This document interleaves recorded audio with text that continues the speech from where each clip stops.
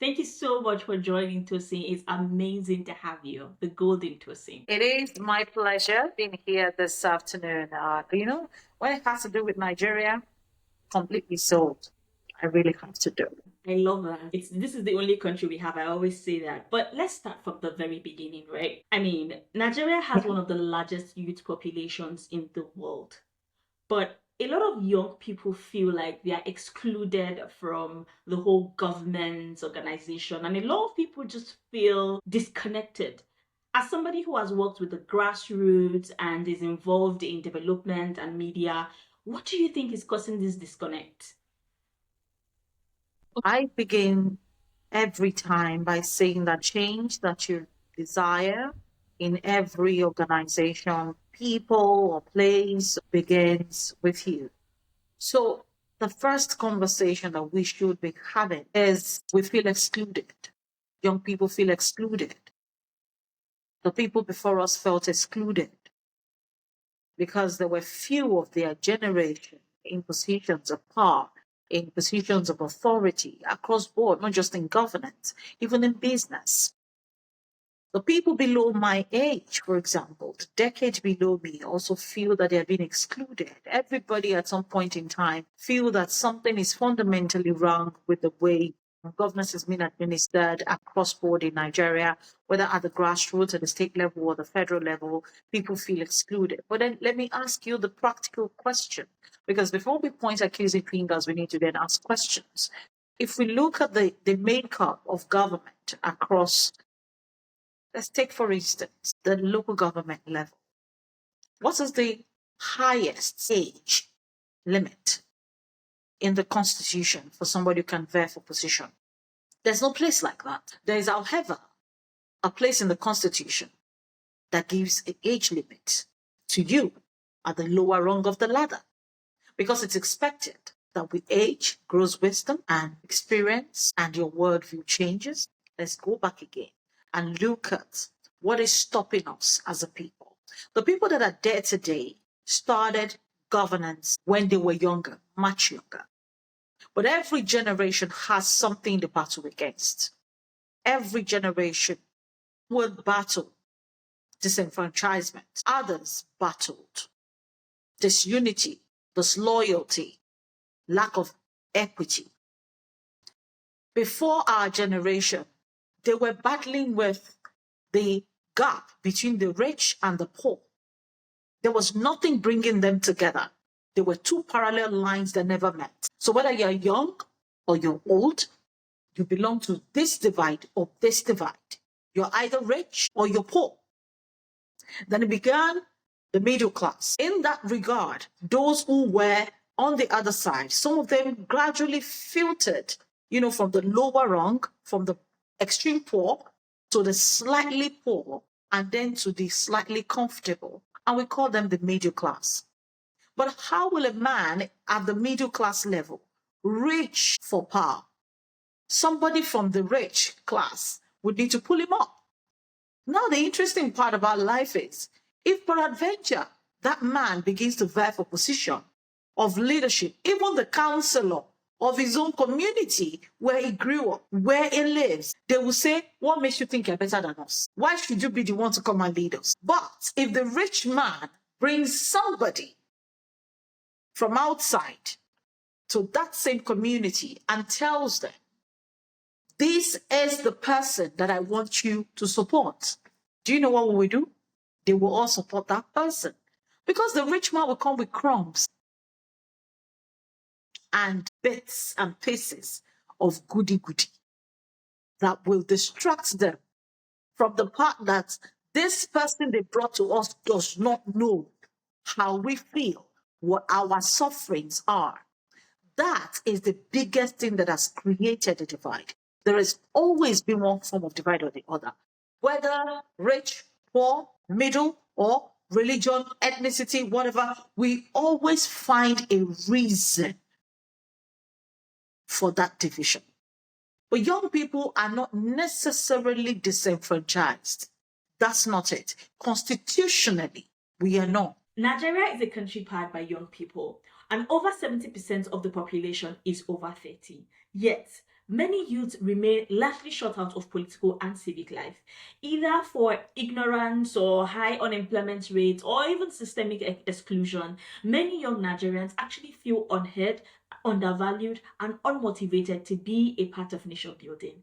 The NSAS protest and the surge of young voters in 2023 elections showed the power of the youth to mobilize and demand change. But nation building isn't just about protests or ballot boxes. It's about sustained everyday action through entrepreneurship, education, media, and community leadership. And so, for this episode of I Am Change, I am joined by journalist and grassroots advocate Oluwatomisin Adebukola, the Golden Tomisin, to explore what it really means for young people to come together to build the nation.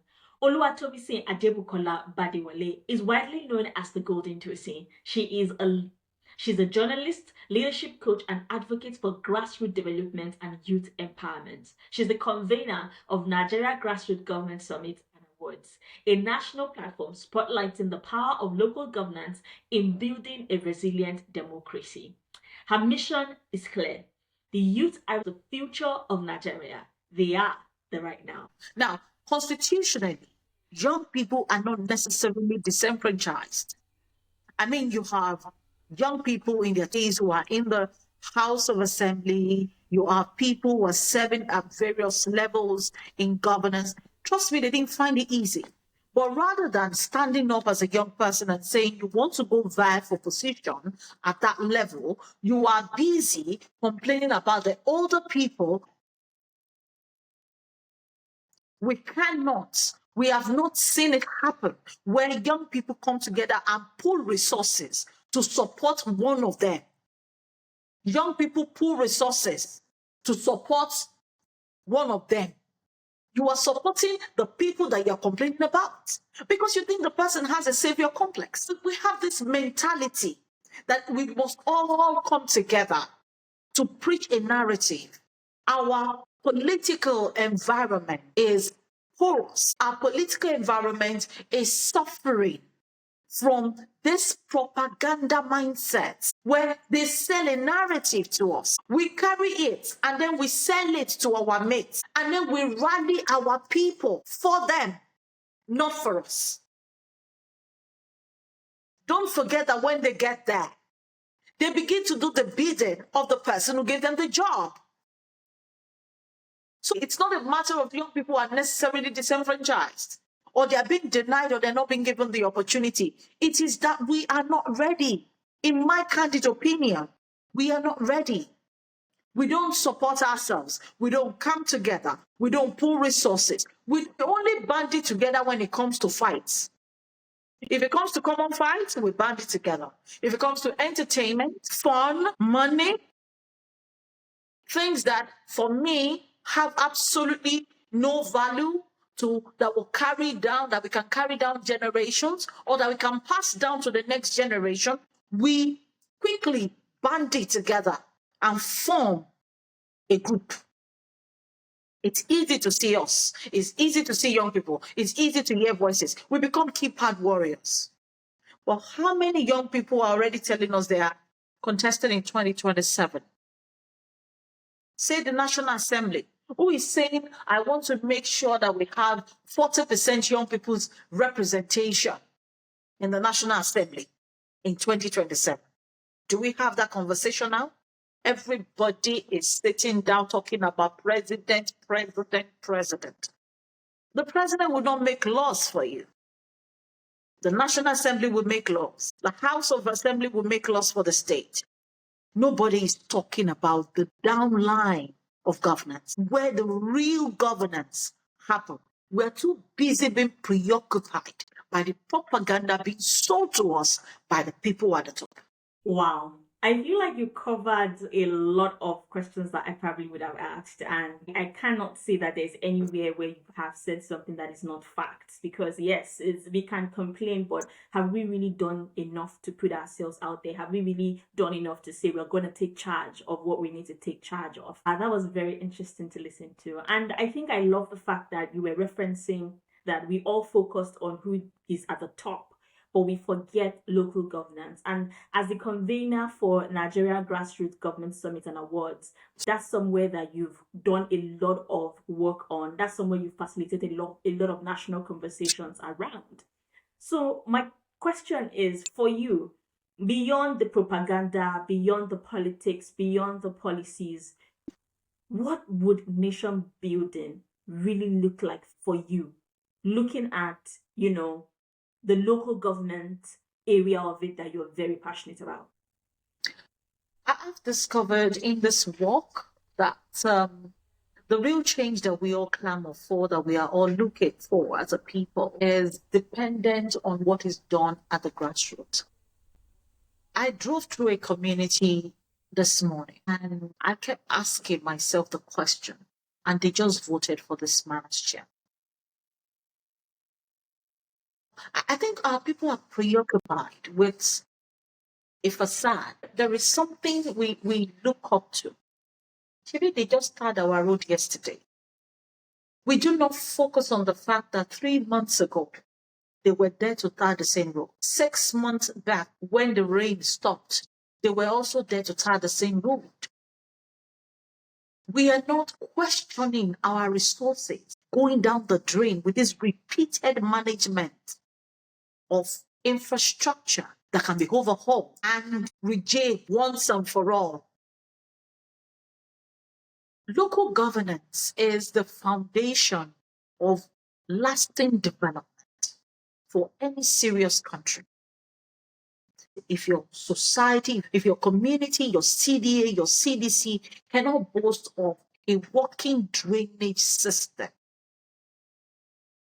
you should know without being told that your community will be flooded if the rain persists. You don't need to be told. If all of you refuse to build drainages in front of your houses and then the government itself does not give you a drainage, trust me, you guys have no business complaining. When it is raining, just pack your bag and go somewhere else. When the rain stops, come back home. Because the rain will visit you, will play with you, will enter your house, will dwell in your house for as long as it requires. People do not understand the value of those little things that are supposed to happen at the local government level. Your schools are not in good condition.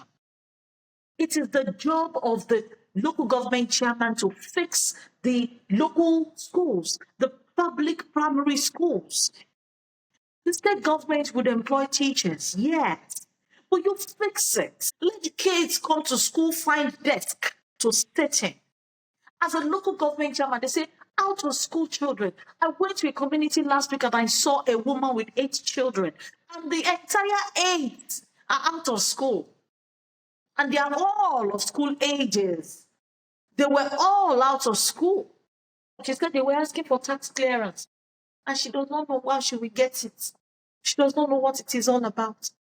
Something that can be done by the revenue department of the local government, who would rather go to your shop, carry padlock and lock it, rather than educating the ordinary Nigerian who does not have an idea what it is like to pay taxes. They said they were asking for revenue, they were asking for tax clearance. I don't know what it is. The man was talking about it as if they were asking for an arm and a leg. And I said to her, madam, do you pay money? She said she does. I said, that money you're paying, maybe you collect receipt. She said they don't give them receipt though. Just like that. Educated the woman, told her how to do it so that one of her children can go back to school. That is the job of the local government. I mean, what exactly is it? How much sense does it make that we are making it compulsory for parents to come with tax clearance before their kids can pick up their primary school leaving certificate? The children belong to the government. So when you stop that child from going to school because his parents could not present you a tax clearance, I mean, little thing. The big issues. Oh, dollar against naira. That is the business of the federal government. Concerns, it does not concern the man in the market. It does not concern the farmer in his farm. A serious local government chairman of a local government in Ekiti State would remember that I am in a farming state. If they plant cassava in my place, how do I ensure that none goes to waste? How do I ensure that I create a business hub? A serious local government chairman will create a warehouse for storage. Our food is wasting. Business opportunities that both the private sector and the public sector can collaborate on. But when you see them doing PPP, they do PPP to build market stalls that nobody will collect. And then they say they are commissioning ultra-emergent markets. When you go around, the entire top floor, middle floor, empty. Every single person on the ground floor. The place turned into the regular market style that they were before. Why spend humongous amounts of money putting up infrastructure that is not useful to the people you serve? Local governance, again, I say, is the only thing standing between Nigeria and the next level of development. A serious local governance structure. And it has nothing to do with laws. It has to do with us, the people. Participating in political structures, political systems, such that they don't give you somebody that you know has no capacity to lead you. And then you go to vote for the person. I call it the anointing of the selected candidate. It's a rape of our democracy. That we people decide to sit by the sideline and say it's none of our business. The politicians are not raping us. We, the people, are raping ourselves. Everybody says, it's not my business. Presidential election, they will come out. Local government election, all of you sat down at home. That is the man that is responsible for the street lights in your community. That is the man that is responsible for your drainages, is the one that is responsible for local businesses, is the one that is responsible for your canal, is the one that is responsible. And that man gets a minimum of 200 million naira from FAC allocation every month, apart from your taxes, your charges, revenue that you pay to local government, and they make money from, apart from his IGR. Do you know what he's doing with the money? No, it's none of my business. Some people don't know their local government chairman, and they are not even. There are 774 local governments in Nigeria, 36 states, one president. The man at the helm does not necessarily have any business to do with our day-to-day. The 774 local governments ignored local government chairmen are the ones responsible for our day-to-day. The 36 state governors have more impact in your life than the president that sits at the top of the affairs. Yet, everybody is gearing up 2027, 2027, 2027. That one man's decision will not affect your local government. If your local government, if you go home and you don't have good road, you still will not have it because your local government chairman is the one you should be speaking to, not the president who is in Aso Rock in Abuja. It has no business with you. You keep saying we have bad roads in Nigeria. What happened to your local government chairman and your state governor? Our people need this education. We need to understand what we should be asking for and who we should be speaking to. So our focus as young people, if I'm going to be speaking to young people, is that we need to get into the system at the local government level. Lagos just concluded their local government elections. If your state has not done their local government election, begin to rally your people. If you know you have what it takes, that is how to get into the position of power. That is how to affect lives. Get into governance at the local level. Chairman, councillor. Get into power there. When they are going back, why is someone who has not done anything for you repeatedly going to the House of Assembly in your state to do what now? He's not doing anything for you. What would it then cost you to look amongst your people? Yeah. Among your non-association, the people who grew up in your community and say, oh, you can do this. Can you do this? Interview them, interact. And then rally round one person and push that person to the House of Assembly and insist, go to the party that you guys want. You already know that you need parties that have the political structure to win. Okay, go to the party that you want. Push the agenda. Push that one person into power. If he doesn't perform, recall him.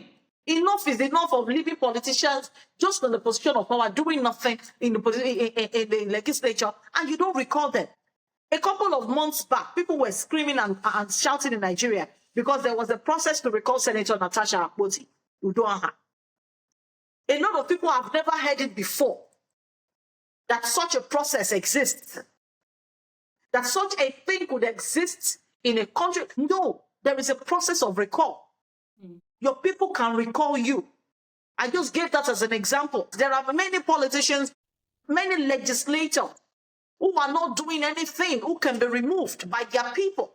But their people are not aware, because ignorance is a tool in the hand of a smart politician. I love what you've said so far. Lit a kind of fire within me that I did not even expect that it was there, because a lot of people kind of get frustrated. Most times the people who keep talking, they get frustrated, and it's almost like, oh my god, like, why do we need to keep talking? But you've raised a lot of very important valid points as to why we cannot stop talking. We cannot stop educating people. Civil societies like yours cannot stop talking about why this is important, how people can get involved, the things that are available, because you're so right. There are a lot of things that are provided for, that are available already. But a lot of young people, a lot of Nigerians do not even know how to take advantage of those things or how to even access those things. So they don't even know that it exists, You've produced over 2,000 TV and radio episodes. And because maybe people might not want to sit through lectures, or they don't want to sit through lots of books about how to get involved in nation building. But we know lots of people watch movies. In Nigeria, we love movies, we love radio shows, we listen to our TV production and all of that. How do you think that storytelling and the media can help in shaping how young Nigerians see themselves and their role when it comes to being involved in nation building? My constituency will come for me because I stopped mainstream broadcasting on a full-time basis for a reason. I only do part-time now because I like to focus more on my civic work than what I do with sitting on air every day. I did contributed my quota while I was there anyway, so I think I should say this with all boldness. I see what we do as a lot of analysis, not necessarily positive most of the time, but well within our rights to do. We do a lot of these analyses, bringing in people to tell us their opinion about certain matters. But there is no one size fits all in public analysis, and public commentators cannot necessarily be the right side of any story. However, what I've discovered is it's the only brand of journalism that sells now. So a lot of people are doing talk shows around political stories, political matters, simply because it's the only thing that works. It's the only thing that is selling. A lot of people get to watch it. So, we're in business to make money, and we must make money. However, I do think there is a part of journalism that has been abandoned and forgotten and pushed to the side, which is doing the special features, doing the documentaries, the small-time documentaries, to educate Nigerians, to educate the younger people, educate all kinds of people about what should be, what is, how they can participate, how they can benefit.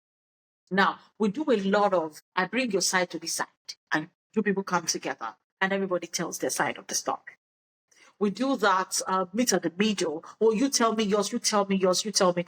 We're not a wrestling arena. Unfortunately, that's what we've become. We're meant to give out the facts, the truth of the matter. Okay. I think the job of journalists is to give out the facts of the matter, what happened. Through events, give them the facts. Now, it is also part of the media to do the analysis and all that. Yes, we can do that. But can we also focus on education? For example, if I go on a television station and I tell them that I want to talk about the reasons why young people should participate and all that, they possibly will give me a slot even if I don't pay. Possible. possible. But they'd rather their people just do the conversation themselves and all that. And the real facts that should be brought forward will not be sought in the matter. It will be a passing conversation. The kind of energy that we dedicated to educating people about COVID-19, the kind of energy that we dedicated into telling people about Ebola is the kind of energy that we should expend on a daily basis in educating people about political structures, political participation, governance structures, leadership, youth participation, gender. For example, we're talking about this special seats bill. And I sat down carefully to listen to as many people clamoring for it. And I'm still waiting for the person that will come and explain to me why I would be taken seriously if I am given a seat because it is a special seat. And if I buy form and I contest for seat. So are we going to be the same? I'm still waiting for that explanation. I want to know if I'm going to be the same. So I buy my form, I contest, I fight hard, and I win my election. And you were given seats because it is a special seat. Okay? It was donated to us women. And then somebody was picked. That's the interesting part. It's still going to be political. Somebody will be picked to now represent you people. How do you come up with a person that would represent you? Now, would that person and the me that fought my state, would we have the same authority? Would we be equal in the House? When they are calling for votes, will our votes stand side by side or would it be different? Because I think these things should be explained to people who are asking the critical questions. But nobody is explaining. Everybody's just saying, let's just, we need more women. Oh, we need more women. Oh, how will it work? How will they get the women? What parameters will be used to? Who is choosing? Who will make the choices? Would it be the donation? Would it be based on lobbying the first lady? As long as you know the first lady of the country. Would it be that? Or you just need to go and know the Senate president's wife? Who is going to make the choices? Where will these women come from? Are they going to buy the form? Are they going to contest? These are questions that should be asked, and questions that should definitely be answered so that you can get unilateral support from the women folk. But for me, this is the job of the media.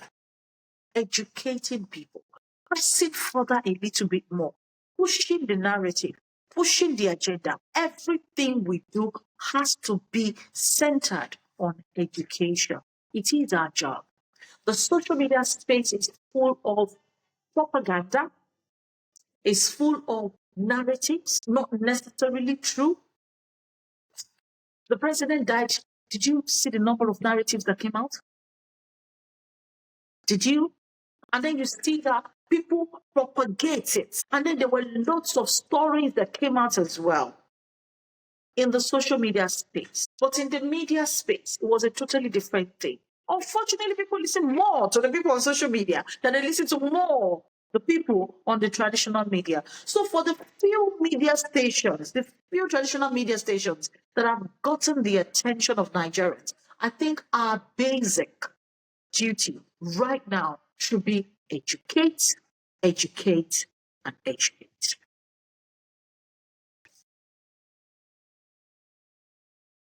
Absolutely.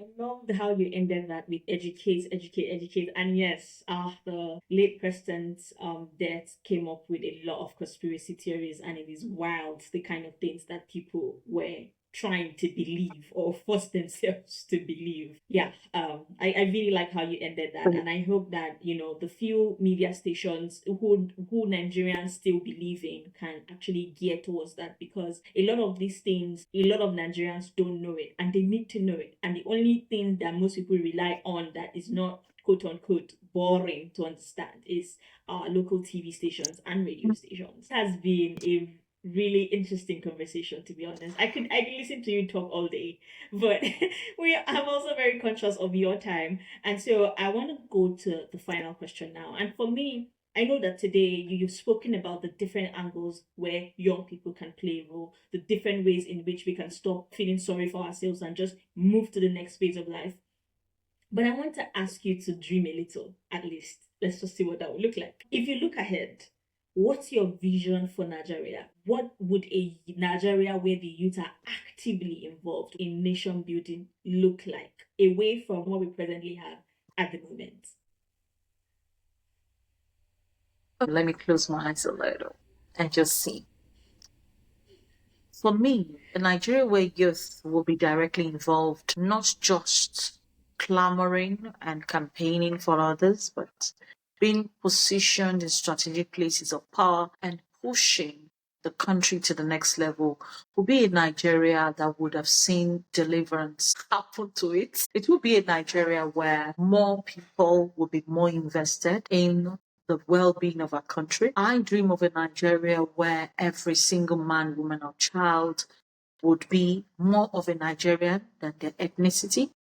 I dream of a Nigeria where we'll be totally detribalized, totally radicalized in terms of religion, in terms of tribal sentiment, in terms of educational barriers, because sometimes we have cocooned ourselves into this place where it's only these people, what is right, do what is right, and all of that. I see a Nigeria where we get to achieve the best, do the best, see the best, because every single person, every single hand is on deck. That's my dream. That should be the Nigeria of everyone's dream. And that means every single person has to participate in the process. Get involved, do the right thing, keep doing it. They won't appreciate you, they'll abuse you, but keep doing it, keep pushing it until we all see the Nigeria we have been dreaming about. That was fantastic. That was beautiful. I do hope that as a young person listening to this, you are more than fired up to actually get involved. Start from exactly where you are, which is your local government. Start from there. Get involved. Get familiar with the people who directly affect your life. And most importantly, remember, you don't have any other country except this one. Even if you leave, this is still the country that you'll be known by. So let's all come together and make it work for ourselves. My name is Rafia Dakiwande. This is I Am Change podcast, and you can watch the full episode on our YouTube channel or listen to this podcast wherever it is you love to listen to your podcast. And always join the conversation using the hashtag I Am Change podcast. Till another episode, remember, get involved in nation building.